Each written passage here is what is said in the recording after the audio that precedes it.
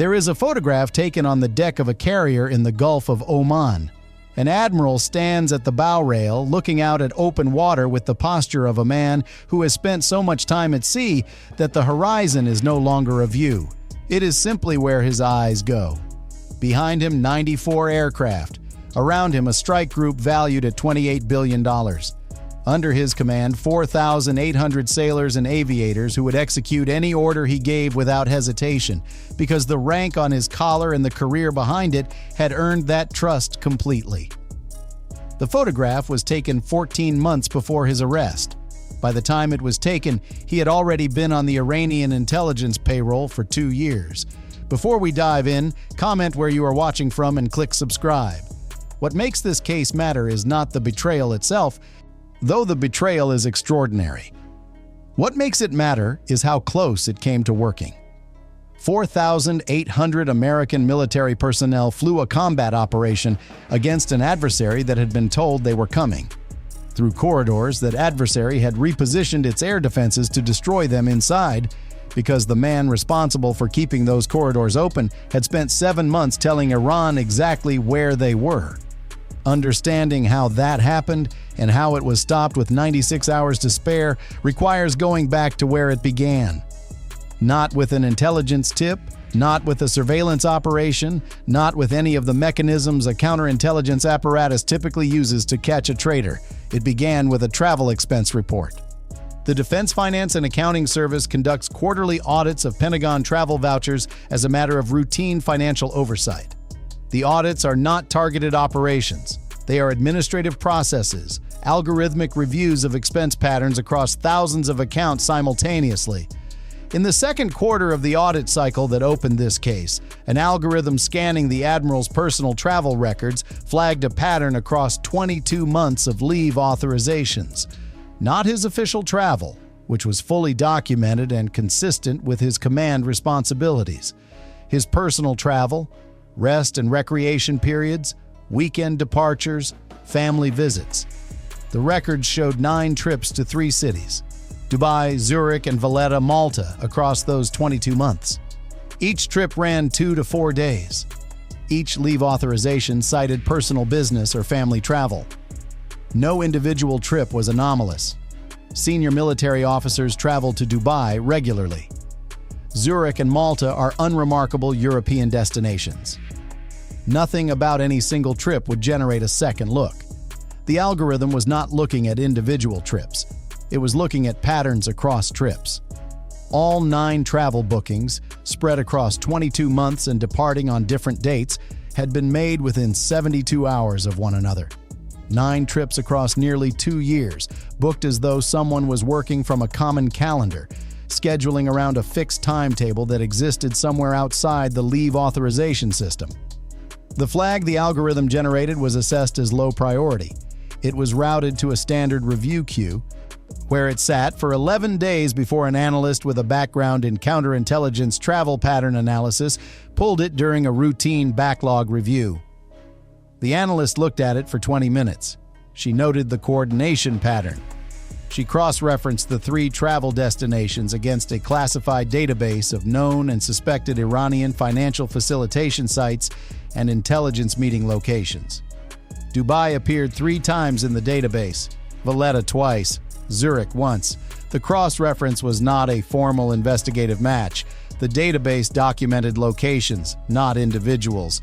An admiral traveling to Dubai proved nothing, but she documented the cross-reference and elevated the file from low to medium priority. That elevation moved it to a counterintelligence reviewer.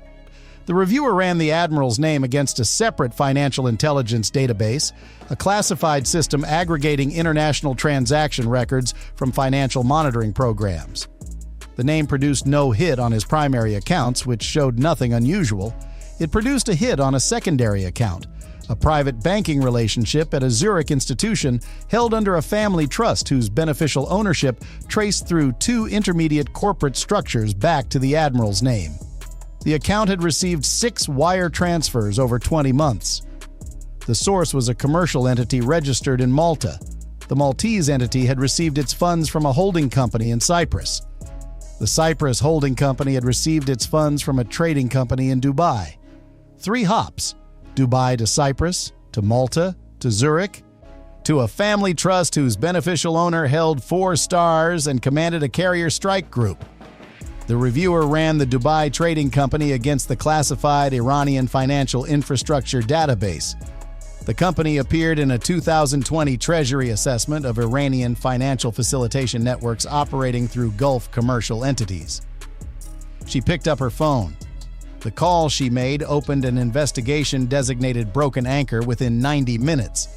Epic Fury's execution window was 98 hours away. To understand what that number means, you need to understand what Epic Fury was. Operation Epic Fury was a multi-phase strike operation. Its critical first phase required air defense suppression, or a coordinated effort to blind Iranian radar networks and hold open the flight corridors through which the strike packages would travel to their targets. That suppression mission belonged to the admiral's carrier strike group. His electronic warfare aircraft would target the specific radar frequencies anchoring Iran's air defense network. His air superiority fighters would hold the corridors open at precise altitudes during precise timing windows, coordinating with land-based strike packages to ensure the aircraft executing the strikes could fly in, complete their missions, and fly out without being tracked or engaged. Without those corridors, the strike packages could not reach their targets. Without the suppression coverage, the corridors did not exist. Without the corridors, Epic Fury had no operation. And the Admiral knew the coverage routes. He knew the timing windows. He knew the specific frequencies his electronic warfare platforms would target, the altitudes his fighters would hold, the coordination windows between his strike group and every other element of the operation. He knew everything that made Epic Fury survivable for the pilots executing it. He had been transmitting pieces of that architecture to Iranian intelligence for 7 months. The task force assigned to Broken Anchor had 98 hours. Standard counterintelligence investigations run in weeks and months. Building surveillance architecture, mapping communication patterns, establishing financial forensics to evidentiary standard, assessing the full scope of compromise, developing an arrest framework that doesn't alert the subject. None of that compresses to 98 hours under normal circumstances. Under these circumstances, compression was not optional. The NSA's signals intelligence component of the task force spent 36 hours conducting a retrospective analysis of Iranian air defense communications. Not current traffic, but communications across the preceding 7 months, the period during which the financial transfers indicated the operational relationship had been active. The analysis found what no one wanted to find. Over a period beginning approximately 5 months prior, Iranian air defense communication patterns had shown systematic modifications. Changes in radar activation protocols, adjustments to air defense sector boundary designations, redeployment of mobile surface-to-air missile batteries to positions that, when mapped against Epic Fury's planned air corridor architecture, corresponded with significant precision to the specific approach vectors the Admiral's electronic warfare platforms were designed to suppress, not a perfect correspondence. The NSA analysts were careful about the language of their assessment. But the pattern of modifications was inconsistent with routine Iranian air defense management and consistent with a force that had received intelligence about specific threat approach vectors and had repositioned its defenses to address them. Iran had adjusted. The adjustments had begun 5 months earlier. The Admiral had been receiving payments for 20 months. The task force presented its findings to the National Security Council at 2 a.m. on day 2 of the investigation. The NSC response was immediate. Epic Fury's air corridor architecture would be completely rebuilt before execution. New routes, new timing windows, new electronic warfare frequency targeting. A full reconstruction of the suppression plan accounting for the probability that the original architecture was compromised. The rebuild was assigned to a parallel planning cell from which the Admiral was excluded through a security review procedure routine enough in classified operations to generate no suspicion. The modification meant he did not know the new plan. Whatever he transmitted from that point forward was outdated. The task force had contained forward damage. The existing damage, 5 months of Iranian air defense repositioning, mobile SAM batteries repositioned to cover corridors that now had to be replanned around, and that damage was real and could not be fully mitigated in 96 hours. But the operation could proceed, modified, operating at elevated risk in the air suppression phase, executable. The arrest was authorized at 4:30 a.m. on day 2. Arresting a 4-star admiral in active command of a deployed carrier strike group in an operational theater is not a standard counterintelligence arrest. The legal authority, the command notification protocols, the security architecture required to remove the commanding officer of a deployed naval formation without alerting his staff, his ships, or Iranian intelligence, all of it required institutional coordination of a kind that rarely exists and never moves quickly. It moved quickly. The Secretary of the Navy was notified under emergency compartmentation protocols. The chairman of the Joint Chiefs was briefed. When the notification chain was structured to ensure no information reached the strike group or any member of the admiral's staff. A replacement vice admiral, whose integrity had been assessed as uncompromised, was placed on standby for emergency command transfer. The transfer protocol was prepared in 3 hours. The admiral was recalled from his strike group to a shore facility in Bahrain under the cover of an urgent operational planning conference, a last-minute modification to Epic Fury's execution parameters requiring his personal attendance. The framing was accurate on its surface and completely false in its implication. He arrived at the facility at 11:20 a.m. local time. He was escorted by his aide, who had been briefed only on the conference cover story, to a conference room on the 2nd floor. The conference room contained no conference. It contained 2 FBI counterintelligence agents, a Naval Criminal Investigative Service officer, and a sealed federal warrant. The admiral looked at the room for 3 full seconds. He said, "Who authorized this?" The lead FBI agent said, "The Federal District Court for the Eastern District of Virginia, sir." The admiral looked at the warrant. He looked at the agents. He looked at the NCIS officer. He said nothing further. He sat down at the conference table, not in the chair positioned for a subject being interviewed, but at the head of the table, the position a senior officer occupies in any room he enters after 30 years of occupying every head of every table he has ever walked into. He was informed of his rights. He was informed of the charges. He invoked his right to counsel. His aide, waiting outside the conference room, was told the admiral had been placed under federal arrest and that command of the strike group had been transferred. The aide's phone was secured. The facility was locked down. No communication left the building for 45 minutes. In those 45 minutes, the command transfer executed. The replacement vice admiral assumed command. Epic Fury's modified corridor plan was transmitted to the strike group through a fresh command chain with no connection to the compromised officer. The strike group did not know what had happened to its commander until after the execution window had closed. The damage assessment for Broken Anchor took 9 weeks and the participation of 8 agencies. 20 months of documented financial transfers totaling $1.7 million through the 3-hop routing structure. An additional $400,000 to $600,000 in cash payments, assessed but not fully documented, estimated through lifestyle analysis. 7 months of transmitted operational intelligence, with the Admiral's post-arrest cooperation confirming a window he defined more narrowly than the retrospective NSA analysis suggested was accurate.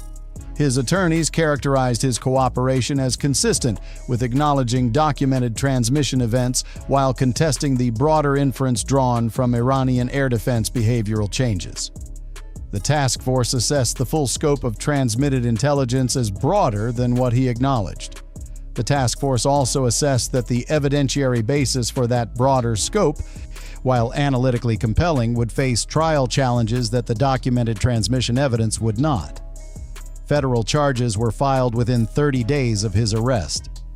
Espionage under 18 U.S.C. Section 794, carrying a maximum sentence of life imprisonment. Conspiracy to commit espionage, bribery of a public official, and the charge that defined the government's own assessment of what had actually happened, aiding the enemy under the Uniform Code of Military Justice, the same statute that carries a maximum sentence of death. The legal argument over the intent standard required by that charge will be resolved at trial. The strategic argument is not resolved in any courtroom. 4,800 sailors and aviators served under an officer who was transmitting the architecture of their survival to the adversary. Those corridors were designed to penetrate. Pilots flew Epic Fury without knowing that the man responsible for keeping their corridors open had spent 7 months telling Iran they were coming. In corridors, Iran had repositioned its air defenses to close around them. 2 of 5 planned corridor sectors operated at degraded effectiveness during the air suppression phase because of Iranian repositioning consistent with prior knowledge of the original architecture. The modified plan held in both. The pilots came home. The admiral had been careful. Family trust structures, 3-hop financial routing, a Zurich private bank, 9 trips spread across 22 months to look like nothing but normal senior officer travel. He had not accounted for an audit algorithm that analyzed booking coordination across trips rather than individual trips in isolation.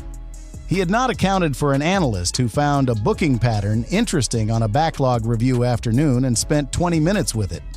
He had not accounted for a third cross-reference query against a 2020 Treasury assessment.